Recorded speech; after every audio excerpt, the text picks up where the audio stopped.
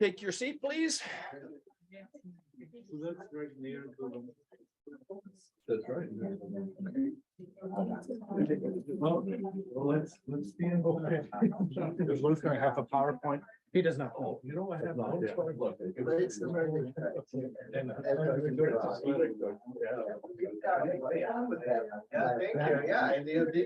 Okay, everybody, if you could grab your last bit of coffee or tea or something to eat. And, One more hour to go, ladies and gentlemen. but we need to speak too. Yeah,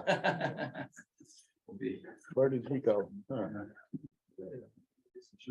Let's wait until he's back here.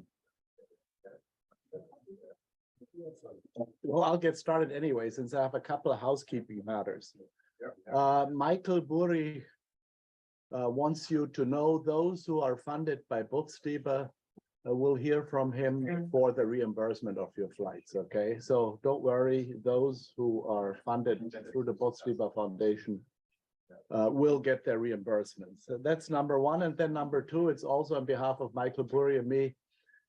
Gary has asked us to edit the papers of this conference. And I think from what we heard brilliant papers, but also from what I've seen, like Matt's paper and my paper, and certainly Lonnie's paper is much longer than 20 minutes. So it shouldn't be hard for you to turn the papers around into written submissions. The Center for Austrian Studies here in Minnesota has a series with Berghahn Press of New York, which is a very respectable publisher. And your papers will appear in a volume that Michael and I will edit in that series. And we thought we'll give you until the end of August to finish your papers. That way you have time and we can submit it in a timely fashion. Because what we would hate to see is if, you know, one paper comes much too late and the volume will be published in 3 years rather than say in 1.5 or 2 years. We'd like to see it out fairly quickly. And I think it's in most of your interest, particularly the younger scholars, to get published in an American publication. So just that's a reminder too. And now it's my great pleasure and honor to introduce our second keynote, Ambassador Wolfgang Petritsch.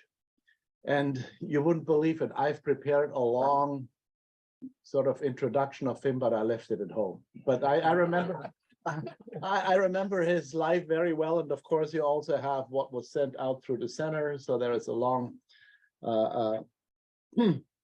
introduction to him there. So I'll quickly recount the most important aspects of his life. So he was born in Carinthia, grew up bilingually, Slovene and German. It's a particular situation in that part of the world.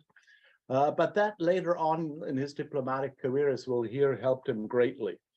He then went to the University of Vienna, studied history, did a PhD in history.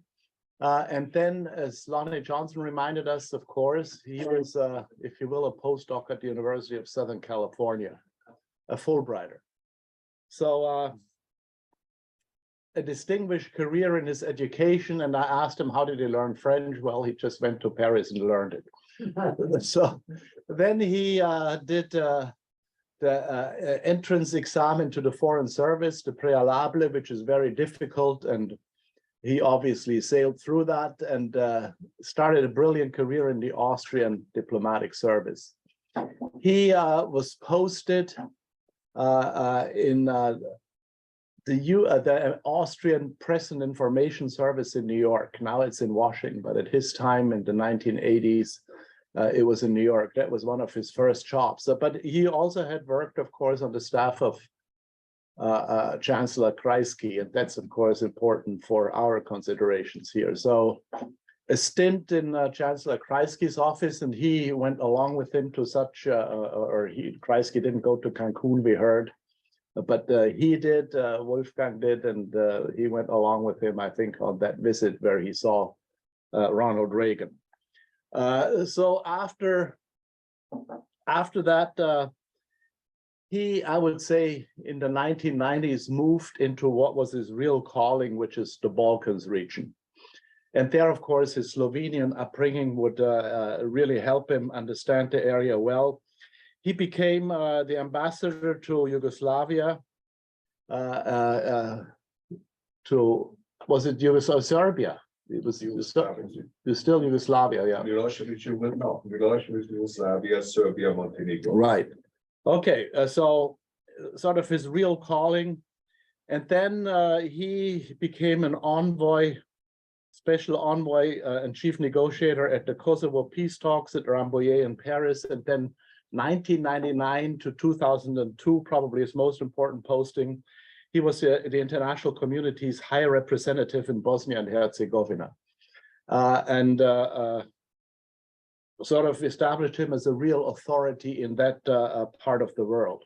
And after that, he had a number of appointments with the United Nations in Geneva, and then with the OEEC in Paris.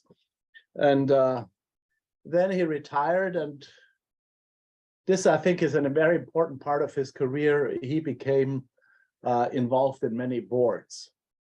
We talked about this. A lot of this is volunteer work. So, for example, he has been the president of the Austrian Marshall Plan Foundation, through which role I had a lot to do with him over the years. And I also should mention that the Austrian Marshall Plan Foundation is a sponsor of this event. So the Austrian Marshall Plan Foundation, he's also involved with the Institute für die Wissenschaften vom Menschen. He is on that board too in Vienna. He has been the president for a long term. We just heard about Karl Lazarfeld, the Karl Lazarfeld Gesellschaft in Vienna. So, and he is also involved with the Kelman Institute for Peace and Conflict Resolution.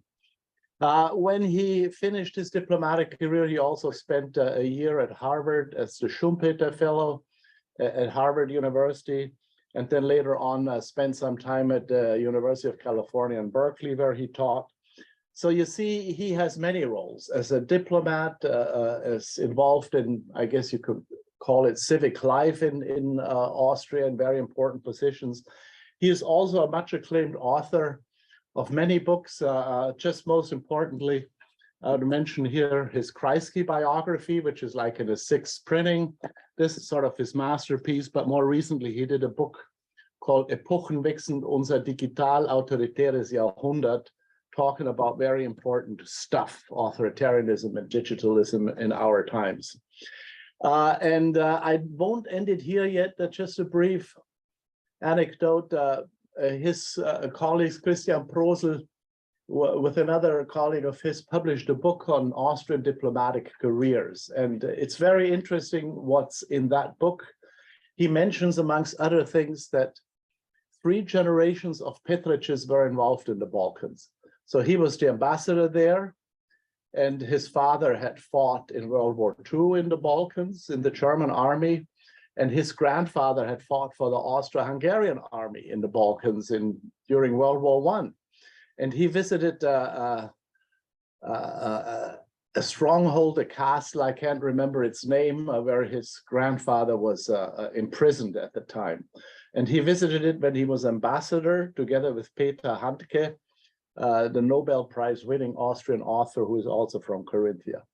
So you see a very rich and engaged life, and we are very happy and proud that he came to Minnesota and delivers his keynote address. So Wolfgang, the floor is yours.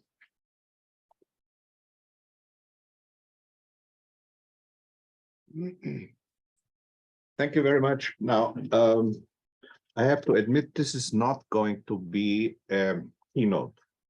I was extremely impressed as always when Oliver gave his keynote. Yes, this was a real keynote. I actually thought, and admitted this already to Oliver back in Vienna when we met at the airport just by happenstance, that actually what I would like to do is listen to all the speeches and then sort of respond to some of the issues, associate or do find out maybe what I did not know. And there were many, many things that I did not know, both about Bruno Kreisky as a personal politician, but also in the wider context of the life of Bruno Kreisky and his activities, particularly here at the university of Minnesota. I remember I was in, and this was a very important year for me, 1976. I was just a fresh secretary at Bruno Kreisky's cabinet at the time. And I was sort of seeing, I was not involved in all these deliberations, which Lonnie Johnson so masterfully recounted, but I was, so to speak, close to all of this. Now, the question that Lonnie and also then in the discussion was actually raised: why this kind of decision of Bruno Kreisky? First of all, which head of state or government would go into such details when such a thing, like for a university in faraway United States, is being discussed, and that his ideas actually were the ones that prevailed. Of course, I mean, as a as being the head of a government, you sort of yield some power and influence. But I think it was also the best idea.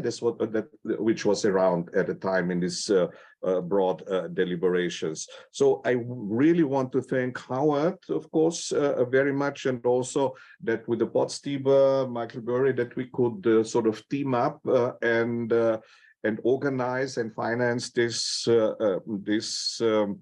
conference here. Now, Günter has called this morning, has called me a grand old gun, something like this, a gun shooting at, and I thought, oh, this is what I hear, and I thought actually I should start out with an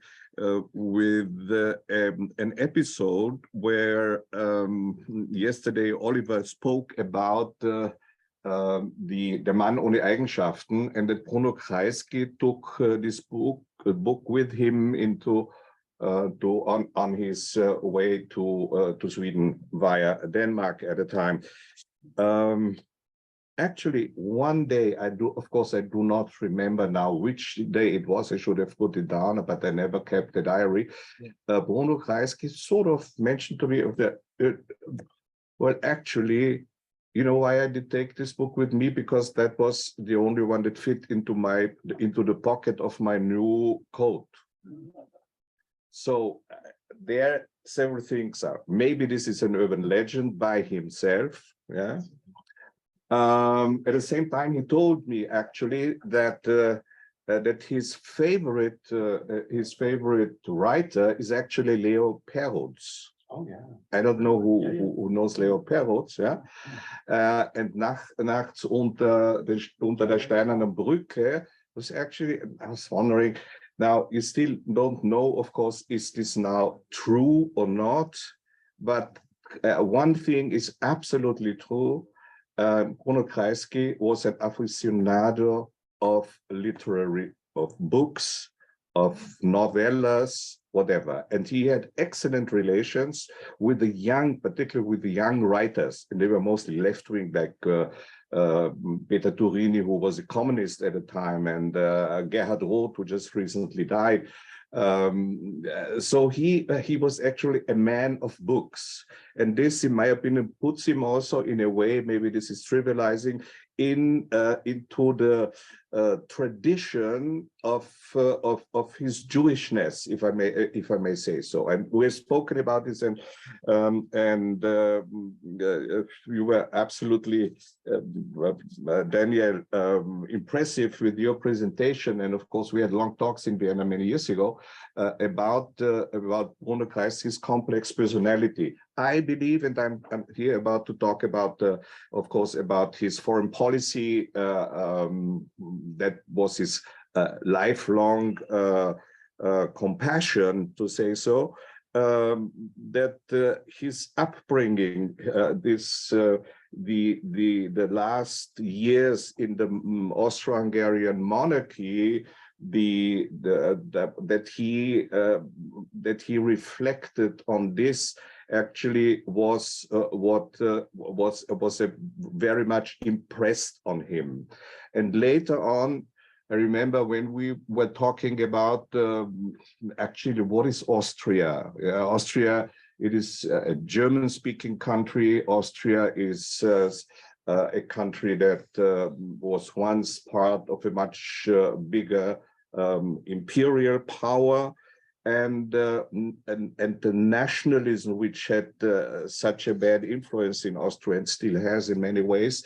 He actually always voted for a quiet patriotism. For in Austria, which is larger than its geography, for in Austria that needs to reach out. And I'm coming now to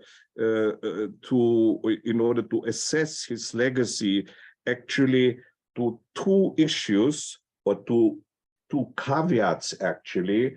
The danger is always that we sort of fall into a nostalgic view of the Kreisky era, yeah, and on many occasions I've been asked and I'm still being asked, well, what would Kreisky do now? Yeah, and I think it's important to say Kreisky was the right person at the right moment, and he really could do a lot in his politics, which today, nowadays, are not possible any longer. And this one needs to keep in mind the fundamental geopolitical differences, the Cold War, of course, the Austria as a neutral country, almost like a standalone country in Europe, in Central Europe, in the shadow of the Iron Curtain, and all these issues made, of course,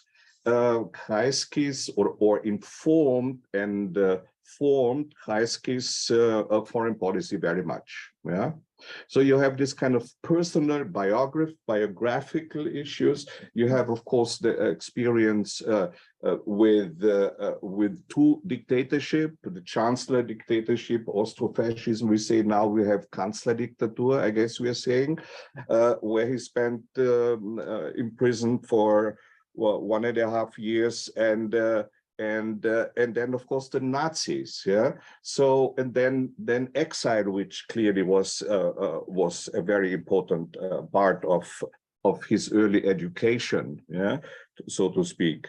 Now today, of course, and this since now quite a few years, we are confronted with the end of the Cold War, and now we're experiencing the end of the unipolar moment of the superpower or hyperpower, as French Foreign Minister Védrine once said about the United States. This comes to a close, and here we can see how the differences now emerge between the original Cold War situation, where you basically had two solid blocks, and quite some room for maneuver, interestingly enough, for a neutral country. And this was Kreisky's idea of an active neutrality policy. Yeah? Neutrality in itself is not really what is being appreciated. It has its moral downsides on the one hand, and it has its political downsides, because what do you do? If you do not make a policy out of your status, then neutrality is nothing. This is a bit the situation that Austria is in. Of course, I mean, there's much more so to it. It's that we are now a member and part of the European Union quite successfully in the mid-1990s. So the room for maneuver clearly is much smaller.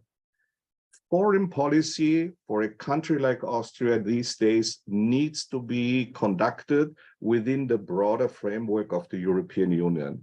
It's the European foreign and security policy which actually gives the frame, so to speak, for Austria's foreign policy. Unfortunately, I should say, and I'm not here as an academic, I'm here as a practitioner, so I can also say it's easier for me to say some critical words about politics in Austria. The opportunities that Austria is presented with, both in the European Union, as well as a neutral country and as a nation, so to speak, are not really being used. Now, it is interesting to see how this recurrence of a new Cold War will not recreate the two blocks or even three blocks. I believe that what we are going to see is a sort of a network of a changing and variable network of countries, of states, of powers who in different ways cooperate in one way and confront each other in other ways. This, I believe, is this kind of model which is emerging. So this kind of multipolar world will be a networked world. In fact, I think this is important to say if I am asked to say what would Kreisky do. I would imagine that Kreisky would do much more, of course. He would not do what he did in the 1970s or 80s in specific terms, but there are many structural similarities how a neutral country could indeed become an actor in Europe and beyond. Now, I have already mentioned Kreisky's lifelong preoccupation with the world outside of Austria, with international relations, with multilateralism, with the United Nations, and so on. And I think, as I've said, his personal biography is very important, but it is also the experience that he made in the First Republic, this kind of isolated authoritarian state, which he really abhorred even then in the 1970s when he was already much older. His look back was never something where you could say he had a lot of understanding for the politicians in this area, also for some of the politicians in his own party. Clearly, the exile was in Sweden was yet another formative experience for Bruno Kreisky, and I think the Swedish model, the Swedish experience, very much influenced his idea of a welfare state, and also the idea of being open-minded and to have open borders and embrace the outside world. Now, another issue that I would like to send or to share with you, where I believe there is a caveat necessary, and this is where historians, of course, or we, whoever, we see biographies from the end of a life, so to speak. Yeah. And when you look back in Bruno Kreisky's biography, somehow one could believe that this was all well planned. Of course, it was not, particularly not in the First Republic, but even the return to Austria. And the return to Austria was yet another quite sobering experience for him. It was mentioned here. When I listened to you, I thought of this letter that he wrote from Sweden to Rosa Jochman, a friend of his from the Socialist Party. It must have been in 1945, 1940, maybe early 46, where he writes, well, now this is my last effort to write to my party in Vienna. And if they don't respond, then I better remain in Sweden. Yeah. So this really illustrates how he, first of all, the resistance coming from Vienna, which was mentioned here, but also his almost resignation. Yeah. But he did not resign to the fact, although in Sweden, he had an excellent standing. He was married to a woman of, with a family of industrialists. His father-in-law offered him to enter into the company and to become the junior boss there. He refused. And yesterday I also posed the question, how in the world could anybody want to return to Austria in 1945? And here you can see that there is something in Bruno Kreisky which has given him this kind of aura of sticking to a vision and a goal that he has set himself. And this can be found in all the important foreign policy initiatives that he has taken over the course of many years since he became 1951, 1953, till the end of his political career in 1983, and even beyond, I should say, because after 1983, Bruno Kreisky was very active in working in commissions and doing. So what I want to say is that that his biography seems now a huge success story. But Oliver has mentioned it yesterday, there were lots of setbacks in there, yeah, which motivated him more so. And I think this is the strength of Bruno Kreisky as a politician, that he actually never gave in. Yeah, and sometimes, of course, like in the case of the Wiesenthal affair, or which was a Peter affair and not the Wiesenthal affair, in fact, he sort of went overboard, yeah, because he had this kind of strong will. I have this idea and I want to see this through, not to destroy a person, but to sort of stick to an idea that he had. So Bruno Kreisky, as well as the Wiesenthal, of course, they are real members and actors in this, Hobsbawm said this, age of extremes. Yeah, so that clearly very much influenced Bruno Kreisky and made him to what he then eventually became. Now, foreign policy, for him, foreign policy is a profession, was a profession. So therefore, what he did, and it was also mentioned this morning already, he started immediately, once he became politically involved in foreign policy as a state secretary and then he started to professionalize this business, so to speak. And some of his creations were already mentioned. First and foremost, he said, okay, I'm ready to become a foreign minister, but it has to be an independent foreign ministry. That was pretty impressive already at the time. This was mentioned also. He re-established, so to speak, the diplomatic academy. Yeah, we know that in the Austro-Hungarian monarchy they had a so-called Orientalische Academy because it was the most because the Ottoman Empire was the most important competitor in the situation, and that was very important. He introduced again, in the vein of professionalizing the foreign service, the so-called préalable, examen préalable, where you had to pass this. He established the Vienna Institute of Development Cooperation. It was also already mentioned. He established the Austrian Institute for International Affairs-OIIP. And of course, he also, and this might be the second pillar of strengthening the foreign policy architecture in Vienna, and this was to lure international organizations to Vienna.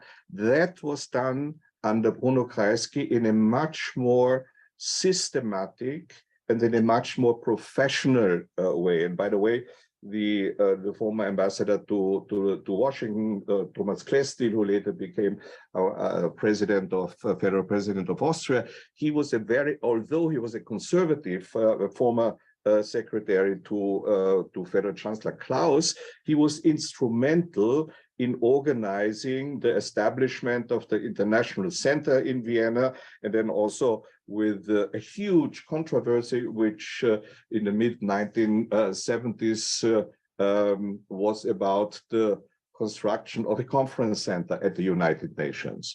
huge. This at the time, the opposition leader, the Adolf Smok, he later became the foreign minister. He actually initiated the most successful referendum against the construction of the conference center. This in itself tells you a lot about how Austrians think, yeah, and how different Bruno Kreisky's overwhelming idea of internationalizing the Austria was actually in contrast to the thinking of a majority, maybe even a majority of Austrians. But it tells you also about his style. He tries to convince people.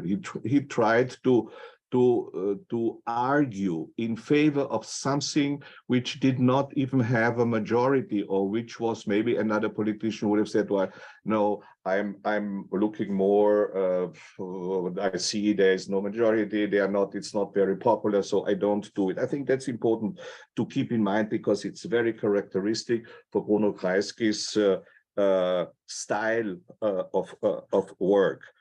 I'm not going to mention here the UN organizations that were established there. Of course, already, one has to be fair, already before Kreisky's time, when he was foreign minister, OPEC was established there. This is the oil producing countries as the headquarters, and the International Atomic Energy Agency, which is now so important, has been now over the past many years, when we talk about the Iran deal, where the United States, where unfortunately one of your presidents decided to skip this.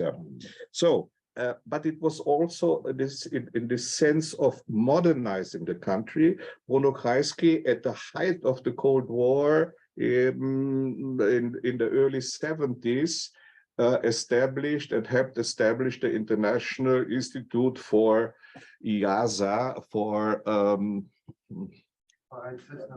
Applied Systems Analysis, IASA, International Institute for Applied Systems Analysis, where together with Russian experts, that was established near Vienna in the town of Luxembourg. Very, very important, still very important now, also for environmental issues and others. Now, let me briefly touch on, and I have to look at how much time is there. The Kreisky's lifelong, and this is what he's famous for, is of course his engagement in the Middle East. That dates back to the early 1960s, when he first had contact to President Nasser of Egypt, and foreign minister there, Fahmy, and so on. So there he became interested in the issue.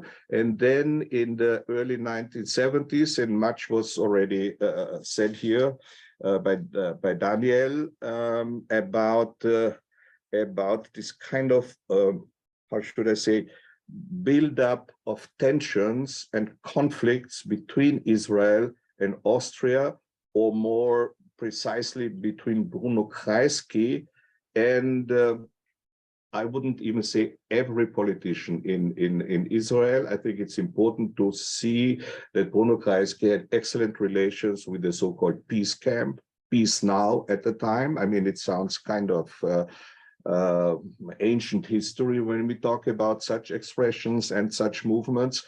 And what is so important in this way is, in my opinion, that he really tried to understand the real problem in the Arab world, where he saw the conflict between Israel and the Palestinians at the core issue. We know today that this is not any longer the case. Yeah? The Abraham Accords, for example, there is now a rapprochement between Israel and some of the Gulf states, We have in the 1970s the Camp David Accords, where Sadat and Begin met under the auspices of the Carter administration, where Bruno Kreisky saw this very critically because it did not address the Palestinian issue. So he really had this kind of line, as I said before, where he followed through with his idea and with his vision when he was convinced this is the core issue and we need to tackle this issue, and then many other topics and problems and challenges in the Middle East will, so to speak, maybe be easier resolved. Now, how did he go about? And I think it's important to see how he, first of all, used institutions, not in Austria, but from his political party, which are outside of Austria. And this is at a time the very important Socialist International Organization, where mostly European socialist parties had their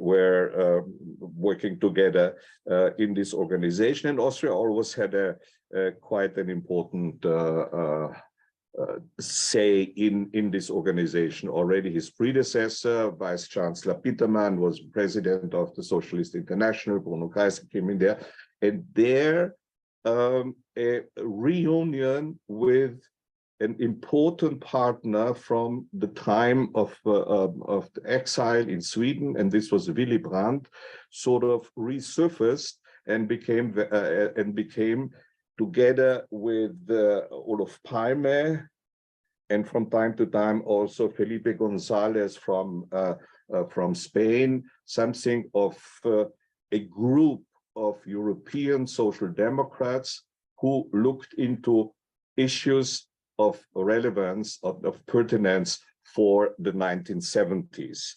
I think, and there the idea came up to establish a fact-finding mission, which led, Bruno Kreisky led, and there were 3 altogether in 1973, 4 and 5 or 6, 1976, and a final report in 1977, where Bruno Kreisky and representatives from other countries, other social democratic governments, like from Sweden, mostly also Netherlands once, they traveled to the countries and had extensive and very intensive talks about the problems there. And this was important in as much as when Bruno Kreisky started out to find an interest in the Palestinian issue, that was well before the oil shock. So the Arab countries were not that important at the time, economically speaking, as they became as of 1973 with the first oil shock, and 76 with the second oil shock, and of course also the wars, Yom Kippur and these before the wars between Israel and its Arab neighbors, of course, also played a very important role. Where Bruno Kreisky said, well, you know, one war after another, one conflict after another, this is not really what we would like to see. And then when the oil shock hit Europe, this economic dimension of Bruno Kreisky's engagement in the Middle East made Bruno Kreisky's position more palpable for many people who originally were quite skeptical about this. Why should an Austrian chancellor actually go to faraway Israel or to Egypt or to wherever?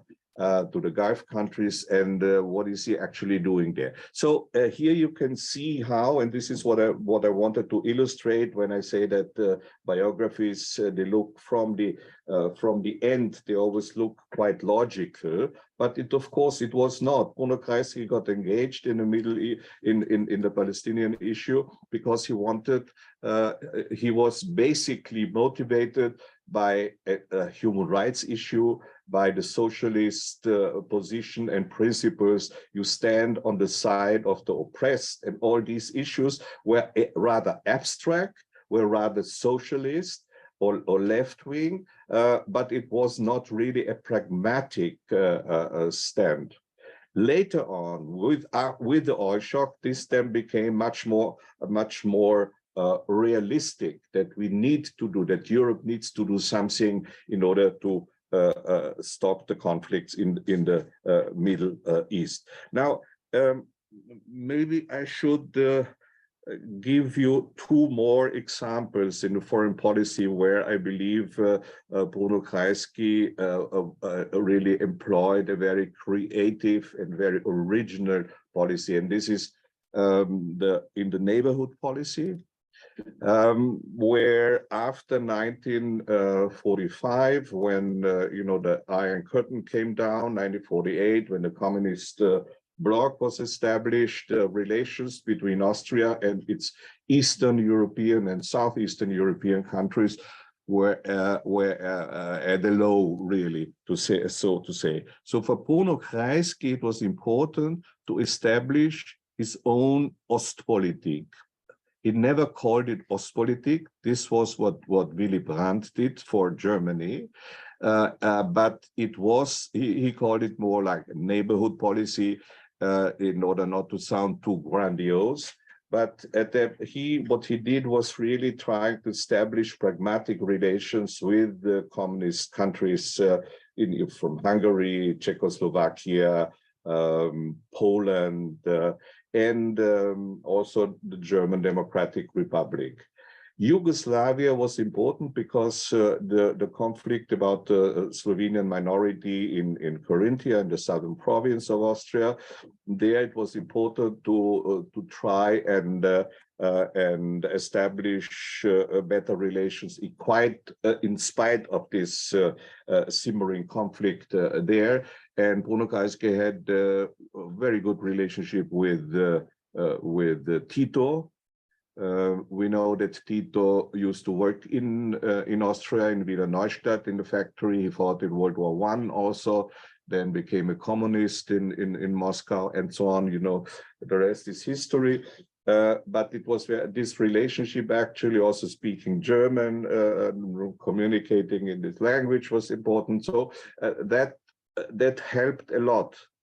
And the relations with Yugoslavia were at the time better with Belgrade, the capital, than they were in general with Ljubljana, the capital of Slovenia, because Slovenes were much more interested in the conflict about the Slovenian minority in neighboring Carinthia. The interesting thing was that relations with Czechoslovakia were the most difficult ones. And I remember even in the early 1980s, where after a long period of planning a visit, the visit was cancelled on very short notice to visit for Bruno Kreisky to Prague. Why? Because you had in the Czechoslovak Communist Party, you had two strands, more pragmatic one and the more radical one, and that this was always this kind of fight. And of course, it was also this region, or Czechoslovakia, was of course part of together with Austria of the Austro-Hungarian monarchy. So there were this kind of historic things that played a role. Germany is very interesting. Bruno Kreisky was the first to pay an official visit to East Germany. In 1976, I was part of it. It was the first time that I was the press secretary of Bruno Kreisky, and we went to Berlin. And there were some very interesting, also quite funny stories happening there, and it sort of illustrates how Bruno Kreisky worked. I remember we were sitting there in the guest house, official guest house of East Berlin, and in the morning, and we're talking about the program for the day. And then the Austrian ambassador there said, "Why you can't talk so out? You know, they were here." And then Bruno Kreisky, "No, I mean, they should know what we want from them." So he was very relaxed about, very realistic about the situation that Vienna is a capital of so many spies, and they're known to be spying, and that was not something which he could care too much about it. He wanted to, in this way, he was a patient but quite a straight shooter. So when he spoke to these people from Kadar in Budapest, to Shivkov in Sofia in Bulgaria, or to Honecker in East Berlin, there were pretty open talks, I should say. But of course, in most of these talks, the economic side was very important. But still, in spite of this, Bruno Kreisky never failed to meet dissidents whenever he went to one of the Eastern European countries. And I distinctly remember in East Berlin, we met Rolf Schneider, a writer who at the time was under heavy pressure. Bruno Kreisky invited him to the official residence, and he spoke there with him. So this is yet another characteristic of Bruno Kreisky's foreign policy approach. Speaking openly, directly, yet at the same time also be appreciative of the difference, the fundamental difference of the political system, never giving in to a communist society. We had Bruno Kreisky was the person who in the mid-60s initiated this Eisenstädter Erklärung, where there is a strict, this is a strict point he made: no cooperation with the communist parties, because the socialists were always sort of under suspicion. They are half communists, or maybe they cooperate with government and so on. So he was a strict anti-communist, yet at the same time he knew about the specific developments that took place in all these countries, and he of course also had this kind of a view of the longue durée, without knowing, of course, in the 70s that this could ever come to an end. And of course, nobody at the time could ever imagine that the communist system would implode in the Soviet Union and so on. It was nevertheless a very important point that he made, to keep up this kind of vision that this Europe eventually will be reunited. How, we don't know. And the CSCE process, and Anna spoke about it very eloquently, there the important thing was that the neutral countries and the non-aligned countries, the so-called N+N countries, played an extremely important role, a decisive role.